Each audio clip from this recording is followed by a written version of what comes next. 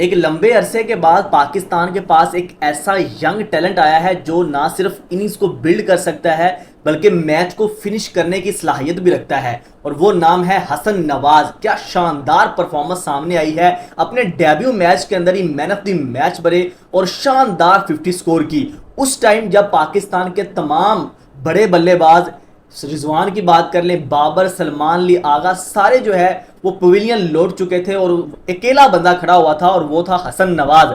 77 बॉलों पे 101 run required थे, 5 आउट हो चुके थे उस वक्त और पाकिस्तान जो है वो बेयारो मददगार वहां पे खड़ा हुआ था और ऐसे लग रहा था कि ये 280 रन पाकिस्तान अब चेस नहीं कर सकेगा। लेकिन हसन नवाज जिस तरह से T20 में आए, जिस तरह से PSL के अंदर आके उन्होंने अपना लोहा मनवाया, यहाँ पे ODI के अंदर आके भी उस बंदे ने ये बताया सबको कि हसन नवाज है, परेशान होने की जरूरत नहीं।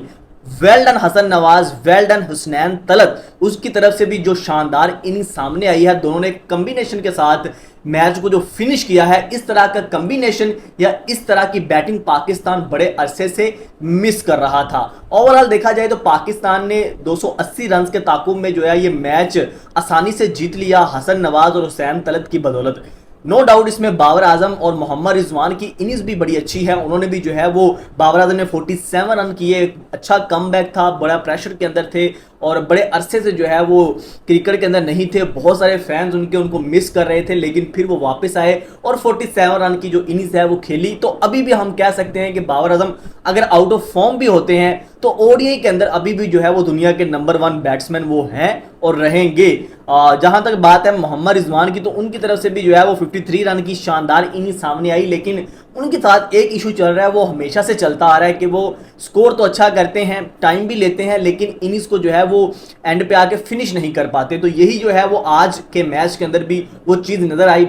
मोहम्मद रिजवान मैच को आगे तक तो लेके आए, लेकिन जब फिनिश करना था तो वहां पे जो है वो मोहम्मद रिजवान अपने यंग प्लेयरों को जो है वो मैदान में छोड़कर चलते बने। और उसके बाद जो है वो हसन नवाज ने जो इनिंग्स खेली है, जिस अंदाज से जो उसके अंदर टेम्परामेंट है, जो उसके अंदर हिटिंग एबिलिटी है, वो चीज़ शो करती है कि ना सिर्फ वो इनिंग्स को बिल्ड कर सकते हैं बल्कि उसके अंदर मॉडर्न डे क्रिकेट की शॉट्स खेलने की सलाहियत भी मौजूद है। ये वो बंदा है कि जब इसका डेब्यू हुआ था न्यूजीलैंड के अंदर तो 100 किया, फिर 0 पे आउट हुए, फिर 0 पे आउट हुए, फिर जो है वो स्कोर किए। तो उस अंदाज से जो लोगों ने बड़ी तनकीद की, मुझ समेत बहुत सारे लोगों ने कहा कि हसन नवाज जो है वो उसको जल्दी इंटरनेशनल क्रिकेट में वापस ले आए। अभी जो है वो ये इंटरनेशनल लेवल का प्लेयर नहीं है, लेकिन फिर PSL के अंदर आके उस बंदे ने मिडिल ऑर्डर के अंदर आके अपना जिस अंदाज से अपनी स्किल्स दिखाई कि ना सिर्फ वो ओपनिंग स्लॉट के अंदर बैटिंग कर सकते हैं, अगर आप उनको मिडिल ऑर्डर या आप उनको नंबर 5, नंबर 6 फिनिशिंग का रोल भी देंगे तो वो भी बखूबी वो निभा सकते हैं। और यही चीज़ जो है वो आज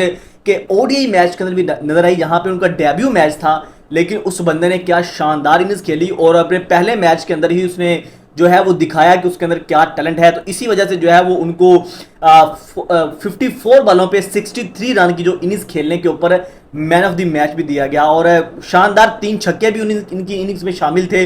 उसके बाद 5 चौके भी उन्होंने लगाए। अगर आप स्ट्राइक रेट की बात करें, 116 का स्ट्राइक रेट, 116 का स्ट्राइक रेट आपको ODI के अंदर ये हसन नवाज ने दिया है। तो इससे जाहिर होता है कि हसन नवाज की क्या शानदार इनिंग्स थी, जहां पे लग रहा था कि अब पाकिस्तान के हाथ से ये मैच निकल गया है। यहाँ पे हुसैन तलत की बात करना भी इंपॉर्टेंट है कि उस बंदे ने भी जो है वो हसन नवाज के साथ पार्टनरशिप कायम करके एक अच्छा जो है वो पाकिस्तान को जो है वो कह लें कि जो आखिरी लाइन थी वो पार करने में मदद की।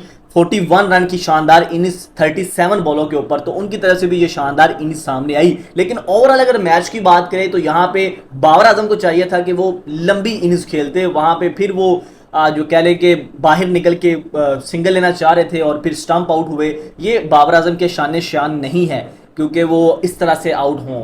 अच्छी डिलीवरी के ऊपर बाबर आजम को आउट करना तो ये कुछ समझ में आता है, लेकिन बाबर आजम बहुत कम नजर आएगा आपको कि वो खुद किसी गंदी बॉल के ऊपर जो है वो आउट होकर वापस जाएं। तो ये एक ऐसा इंसिडेंट इसके मैच में था कि बाबर आजम को इतनी जो है वो अच्छी बॉल नहीं थी, बड़ी हाफ ट्रैकर बॉल थी, बाबर आजम बाहर निकल के स्पिनर को खेल रहे थे, तो वहां पे जो है वो खुद भी नाखुश नजर आए अपनी इनिंग्स से। लेकिन अगर बॉलिंग के पॉइंट ऑफ व्यू से बात करें तो मुझे लगता है अभी भी बहुत खामियां हैं पाकिस्तान की इस बॉलिंग लाइनअप में। वेस्ट इंडीज जैसी टीम अगर 280 रन का टारगेट आपको दे सकती है, तो इसका मतलब यह है कि हमारी बॉलिंग के अंदर बहुत सारी खामियां हैं। सबसे बड़ी खामी के पाकिस्तान ने प्रॉपर 5 बॉलर नहीं खिलाए। यह फॉर्मूला पाकिस्तान का मेरी समझ से बाहर है। यही गलती हमने चैंपियंस ट्रॉफी में की, यही गलती हम पिछले वर्ल्ड कप के अंदर करते आ रहे हैं, लेकिन अगेन हम उसी फॉर्मूले के ऊपर चल रहे हैं। यानी फहीम अशरफ ऑलराउंडर, हुसनैन तलत ऑलराउंडर, उसके बाद सलमान लियागा जो कि एक पार्ट टाइमर है, और साइम अयूब पार्ट टाइमर, हम इन 4 बॉलरों को मिलाकर हमें 20 ओवर निकलवाने हैं। तो इसका मतलब यह है कि पाकिस्तान कहीं ना कहीं एक चूक कर रहा है। ये तो वेस्ट इंडीज जैसी टीम है, जब कोई बड़ी टीम आएगी, इंडिया, ऑस्ट्रेलिया, इंग्लैंड जैसी टीम आएगी, तो वो आपके इन बॉलरों को तोड़ के रख देगी। ये आपका वीक जोन होगा, इन्हीं के ऊपर अटैक करेंगे और यहां से जो है वो मैच आपके हाथ से निकल जाएगा। तो मैं ऑलवेज समझता हूं कंडीशंस जो भी हो वहां पे आपको प्रॉपर 5 फास्ट बॉलर के साथ जाना चाहिए, और ये वीक लिंक आपके पास नहीं होना चाहिए। इसके अलावा आपके पास 6 बॉलिंग ऑप्शन होना चाहिए, जो आप कभी आपके बॉलर को इंजरी होती है, कोई मसला होता है या उसकी परफॉर्मेंस अच्छी नहीं चल रही, तो आप मैच के बीच में आपके पास एक और ऑप्शन होना चाहिए। लेकिन अगर आप पाकिस्तान की आज बात करें तो आपको नजर आएगा कि यहाँ पे आपने 4 ऐसे बॉलर खिलाए जिनसे आपने 20 ओवर निकलवाने हैं, और बड़ा मुश्किल हो जाता है इस सिचुएशन के अंदर। शहीन शाह अफरीदी ने आज बड़ी शानदार बॉलिंग की, 4 खिलाड़ियों को आउट भी किया, और उनके जो स्टाइल है कि पहली ओवर के अंदर वो विकेट दिलाते हैं, वो भी उन्होंने विकेट दिलवाया। लेकिन पेस के ऊपर बहुत ज़्यादा सवालिया निशान अभी भी हैं शहीन शाह अफरीदी के ऊपर है, क्योंकि जो आज दौरान मैच उन्होंने स्टैट्स दिखाए वहाँ पे जाहिर कर रहा था कि 40% बॉल जो है वो 2021 में शहीन शाह अफरीदी ने जो है वो 140 प्लस की स्पीड से करवाई थी, लेकिन उसके बाद वो आहिस्ता आहिस्ता डिक्रीज होते गए और 2024 के अंदर सिर्फ 5%, आई थिंक 5 या 7 के राउंड अबाउट है, और 2025 की बात करें तो 9% बॉलिंग बॉले हैं जो उन्होंने 140 प्लस की पेस से की हैं। तो इस चीज़ के बाकी आपकी उनकी जो पिछले, अगर आप 22, 23, 24, 25 ये 4 साल 5 गिने, तो उसके अंदर इनकी जो है वो 10 से ऊपर नहीं है। आप कह लें कि जो 140 प्लस से पेस की परसेंटेज है इनकी बॉलिंग की, तो इससे जाहिर होता है कि शहीन शाह अफरीदी की पेस तो गिरी है जो वो खुद भी नहीं मानते। तो ये कंसर्निंग पार्ट जरूर है। नसीम शाह ने डेथ के अंदर अच्छी बॉलिंग की, टेल एंडर्स को आउट किया, लेकिन ओवरऑल उनकी बॉलिंग के अंदर हमें वो रिदम नजर नहीं आ रहा जो आना चाहिए। तो बॉलिंग में अभी भी समझता हूँ स्टिल पाकिस्तान के लिए कंसर्न जरूर है, जिसके ऊपर जो है वो बात करनी चाहिए। सुफियान मुकीम के बारे में बात करना बहुत जरूरी है। सुफियान मुकीम के बारे में बहुत सारे लोगों ने आवाज उठाई है, लेकिन ओडीआई के अंदर जिस तरह की उनकी परफॉर्मेंस अभी तक नजर आई है, जो आज उन्होंने बॉलिंग की है, बहुत ज्यादा हाफ ट्रैकर उनकी तरफ से नजर आ रही थी।